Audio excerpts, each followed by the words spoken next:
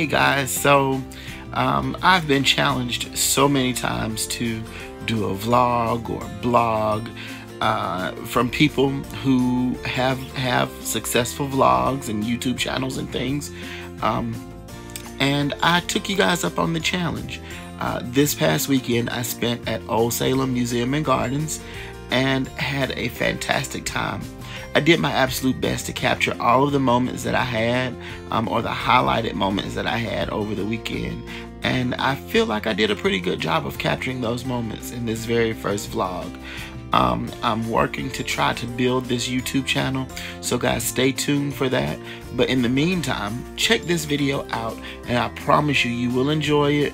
It'll give you a good idea as to some of the history of Old Salem. I want to thank Frank and John for being such great hosts this week, and showing me around and introducing me to the staff. I also want to thank the staff of Old Salem for making me feel very, very welcome and at home and special, as well as the staff of Zeverly Place, or the Zeverly Inn, right there where I stayed. It's a bed and breakfast, so if you guys are ever at Old Salem, I do suggest staying at the Zeverly Inn. It's right across from the tavern. It's a really, really, really good bed and breakfast place, and let me tell you, Mother can cook. She has a really good breakfast, so check them out. I will try to tag the or post a picture of the card for that bed and breakfast in this video. So do me a favor, like the video, share the video, and if you have not already subscribed or liked the Chronicles of Adam page, go ahead and do that for me. As my little cousin Matthias would say, smash that like button and share this video. Thank y'all so much, and stay tuned for more from the Chronicles of Adam. Take care.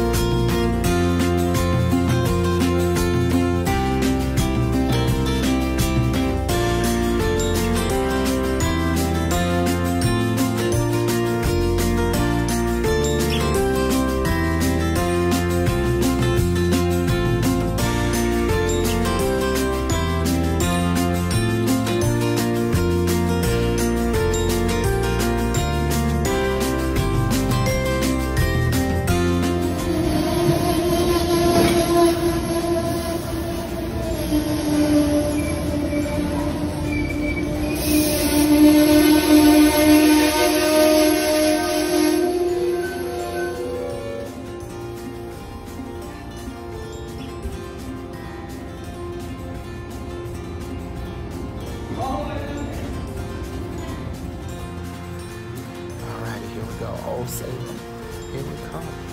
The Chronicles of Adam will be at Old Salem Museum and Gardens today from 4 to 7 p.m. This is a ticketed event, so click the link in the description down below for more information about tonight's event. We hope to see you soon.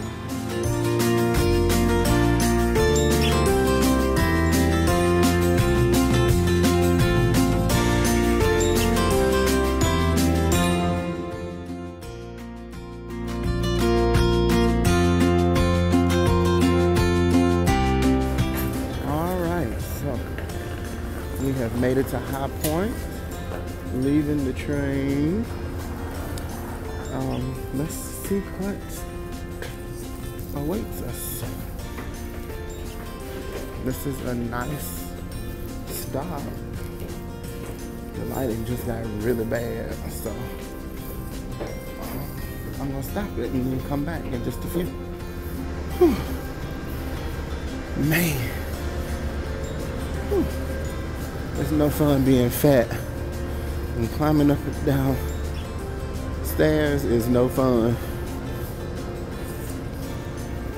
So I have about an hour. Train is getting ready to leave in just a few, but it was a quick little journey. I don't know if you guys can see what I see. There's a little historic marker over there. I think I'm gonna check it out. I got an hour. I'm curious to know who this I Am Lassiter person is. It's a city transfer and storage company, 1908. Apparently this guy has started his family-owned moving company here with horses, mules, and a wagon. See guys, it doesn't take much to be able to start your own business. I started the Chronicles of Adam with nothing but an idea and an urge to do something. And look at where we are today.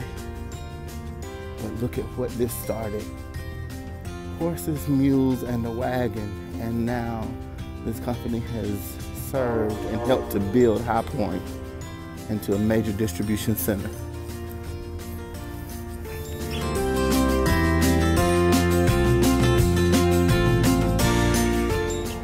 There's probably a whole lot of noise behind me, but there's a road right behind me downtown.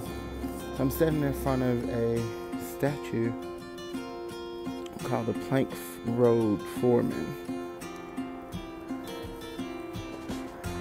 This is dedicated to the establishment of the city of High Point in honor of the men and women who worked in local industries and businesses that made it famous.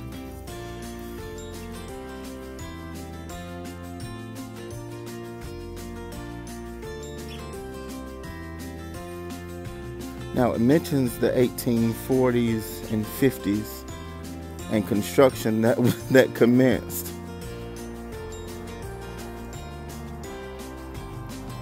I want to learn a little bit more about High Point because I wonder how many people actually look like this man here that did the construction. It says that he was the foreman, but who were the actual workers in the 1840s and 50s?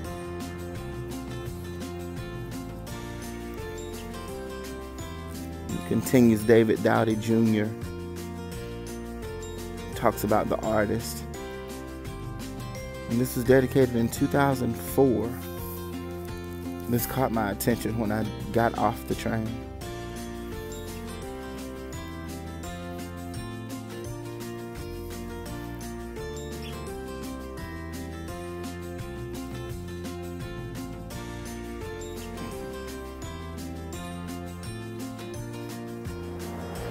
So the noise that you heard in the background was Plank Road, which is a section of the Fayetteville-Salem Plank Road.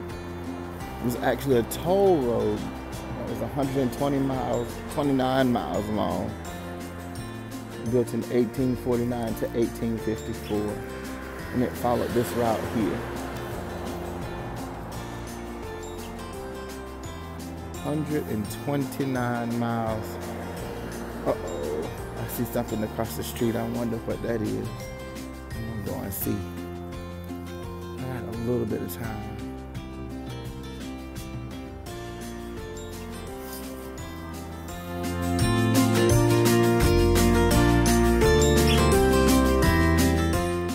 Okay, so I am at the Veterans Memorial here in High Point. And this gold star, man, it just brought me to my knees. I hope y'all can hear me with all of the sirens and stuff. But this was to honor the African American service members who gave their lives during World War II that were not recognized for their service to the country. It says, though many years overdue, we present them a gold star. May of 2013. I wonder who was on that council or on that board to make this decision. I would love to shake their hand and tell them thank you for honoring those African American service members who not only gave their lives, maybe who died during the war, but my grandfather was a veteran of World War II. He survived, but he still served and, was not honored by the country. So this is really cool. Some more monuments here. Boyd Freeman Jr.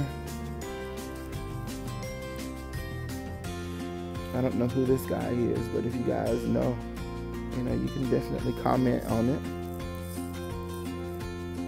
I love having just a little bit of time whenever I go to places.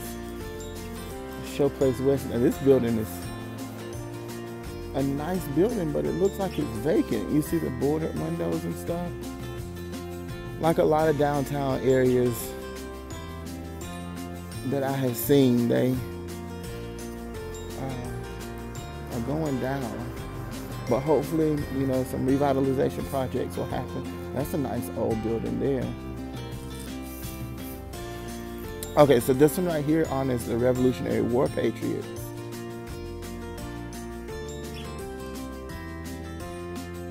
Because these patriots, believing in the noble cause of liberty, gallantly fought for their home and country. And this was presented in 2009 by the Daughters of American Revolution. I wonder how many African American enslaved or freedmen, maybe not too many freedmen in this area during the Revolutionary War, but how many people escaped plantations to join in with the British side to be able to find their freedom or to earn their freedom for fighting. This is the center of the memorial. You guys probably won't be able to see it well, but these are all names of people that are being honored.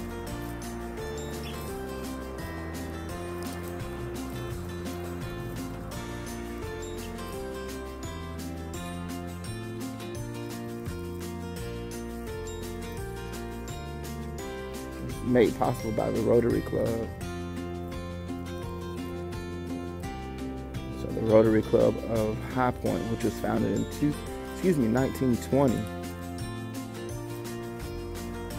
This right here is what caught my attention from across the road.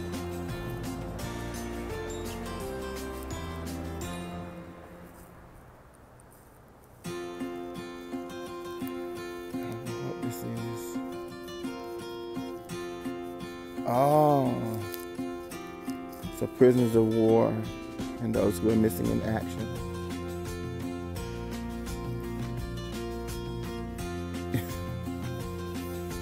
Growing up, I was told that my aunt wanted to go to the military and she was discouraged from it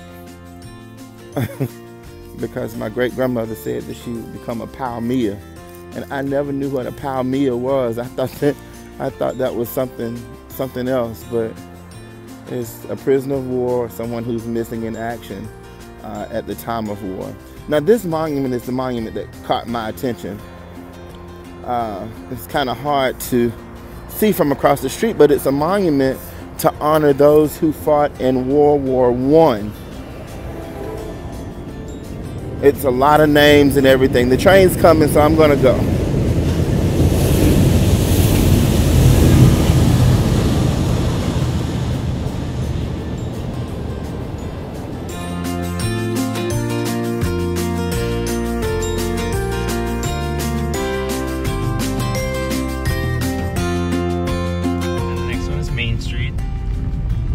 Last one is Church Street, because the main church is that's the Home Moravian Church, right up there, of the Southern Province. That we're looking at right here? To the left. Right here, okay. That is Salem College, which was a college started by Moravians, which is the longest continuously running college for women. It was founded in 17-something.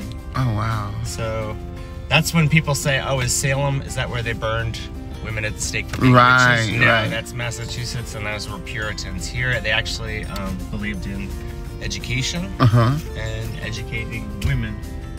So Salem Square is kind of the center. Okay. So right here in the green. Right. Exactly. Okay. I can see concerts and things maybe happening in that space. So the Moravians came to Pennsylvania first. They were in Bethlehem.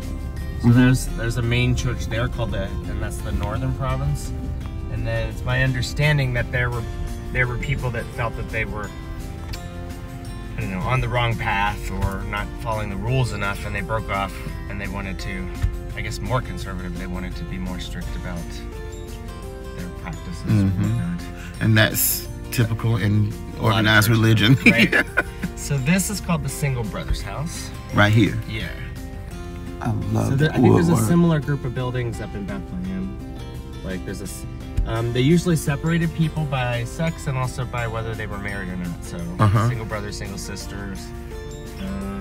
Clothes are really plain. The only distinction with women's clothes is the color of the bow they had would designate whether they were widowed, married, or single. Ah, okay. Now, was it forbidden for them to marry, or because you know some? No, it wasn't forbidden to marry, but I think everything had to be kind of approved by a group of elders from the church. Yeah, the church owned everything. So I don't even think like if you wanted to run the tavern, you could. The church decided this person. We've decided they will be the innkeeper. So none of the tradespeople really, I think, owned their businesses exactly. They were sort of allowed to work for the church. Yeah. So yeah, so the single brother's house over there is the single sister's house, which is now part of Salem College. There's oh, Salem is becoming new again. I love it. Gift store. So this is a gift store. 10, yeah. Gift store. This is a pottery, and then another gift store. So pottery gift store. We got to come back to this guy here to check out this pottery. This is the Vogler house. So the Vogler house is a little bit different because most of the time period of interpretation is kind of like late 1700s, and this is a later house. Yeah, Vogler was like like jeweler, silversmith, watchmaker. So he had more money, so the house is a bit more of somebody who's slightly wealthier. I like that tickets get you in, smiles keep you here. They just put those up. So some people get confused too because, so like this is residential, but they have. Oh really? Yeah, but they have the gun because originally it's an homage to the fact that it was the gunsmiths at one point. But of course, it's a little bit confusing for a visitor when they do that because you have to look for that tiny plastic tag, and that's his private residence. Gotcha. That would be funny. Yeah. You're at home and somebody just walks in your house. So this is the shoemaker's home, and it was the first example of because originally the tradespeople usually just had the trade on the first floor, and this was a separate detached building. Wow. We worked with an organization in France. It's part of a 3-year program where they send people over, and we have people here, and they worked on restoring that this That's summer. beautiful. Back next summer. This, when we got here, was closed. It was the Bloom House because it needs so much work. So what Frank did is he took the wood joinery people, the tradespeople, out of the single brother's house and moved them here. So now it's open, and now they talk about the fact that they're building wood pieces for the shutters, or and then the fact that he puts the sign up that says, why does this look so bad? Exactly. Yeah. That's like visibility, or what's the word? Well, and he's done that too. Transparency. There are things that were behind the scenes that he's now, like seed saving and horticulture and all that. That was there's a separate Coca-Cola building that's off-site, and he took those people out and moved them to Main Street. Archaeology used to be all behind the scenes. Now in the visitor center there's a research library and a lab. So it just kind of like people get more for their ticket, more experiences. To kind of see the guts of a museum and how museums actually work. Alright, now this is also confusing because there are 2 taverns. The one down there is the historic tavern. There was a 1771 that burned down, and that's like 1780 something. It was rebuilt, but that's sort of the original tavern. And then this next door is a commercial venture. It's a restaurant called the Tavern. That on the corner is the Zebley house where you'll be staying. Okay. Let's see what else we got here. So behind the tavern is a cool barn, and you can go in there, and they're often cooking in there. Silversmith that's private residence, so that's not actual building. You tour.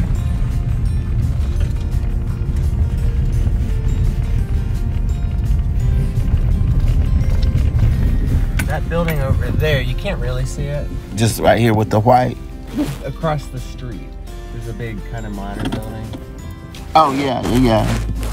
with the windows? That is the visitor center. Okay. So visitors and like school groups will start there. Mm-hmm. They get kind of an orientation, and I don't know, maybe we'll get you stuff there, or class, or I don't know. I'm doing all that. We'll figure that out. So, and then there's like a cool covered bridge. It's only like 20 years old, but it looks nice, with Moravian stars and whatnot. You walk over the covered bridge and you come out sort of near where the van is. So this cedar-looking building is the gunsmith, and there's like a blacksmith in the back. This building, okay, so totally separate from the living history part of the museum. This is Mazda. This is MESDA, which stands for Museum of Early Southern Decorative Arts. So there are some people that are just interested in living history, and then there's some other people that don't care about living history, but they're very interested in decorative arts. So there's a program that's been in existence since the 60s or 70s, a summer program. So people that are big into deck arts, like people from Winterthur or Colonial Williamsburg, they will come and they'll study about Southern crafts. So there's a gallery downstairs that's all about Moravian crafts. Beautiful. And then there's larger series of galleries that are, it's a subset of Southern states, like maybe 7 or 9. So they have like the Kentucky room or the Virginia room, and it'll show just like handiwork, like furniture, ironwork, pottery, just examples, but by state. So you can see those the different regional styles. differences, yeah. Or certain So states. that explains like Kentucky how... was really known for its rifle making. Yeah. For some reason, I forget why. There's the covered bridge. I would have thought maybe barrel making for whiskey. That's quite possible. Quite possible. Yeah, that's really nice. That industrial building is not terrible. So. But see, they kind of basically Main Street used to just be like that. That down there is also Main Street, but they decided to cut it off so to make it so cars weren't like always zooming through. Pedestrian safe. Yeah.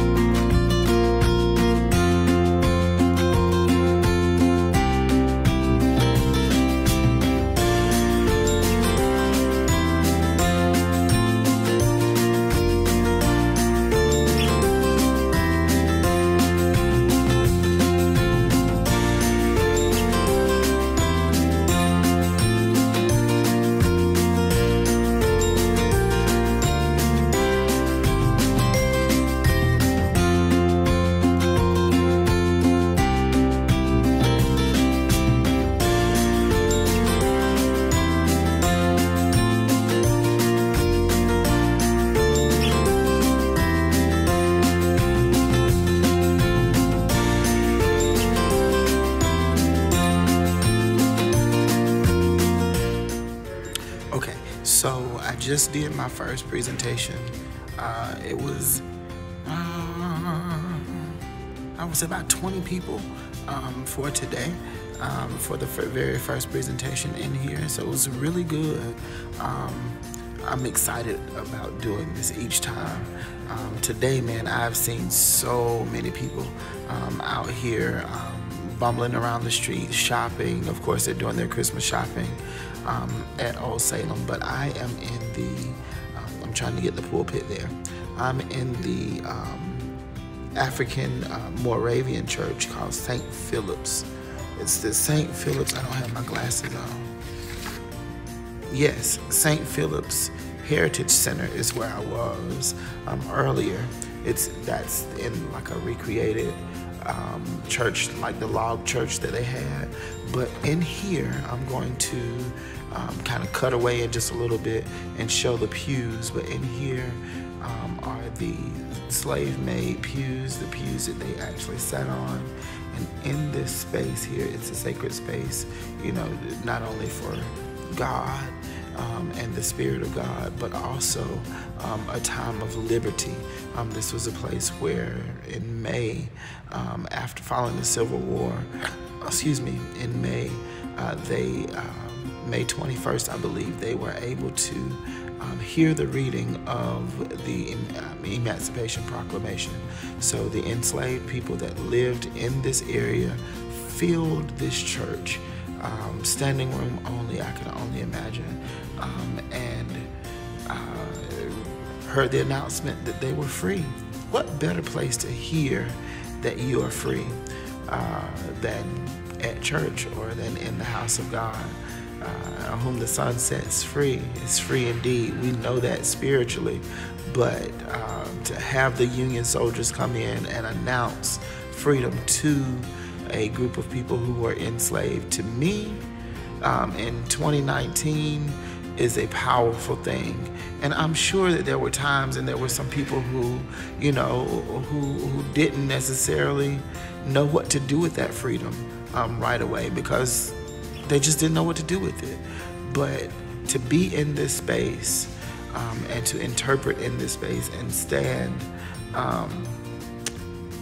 on these floors and sit in these seats is a fantastic feeling. I am so honored to do what I'm doing. This is so much fun. Like, I'm giddy. Like, this is crazy.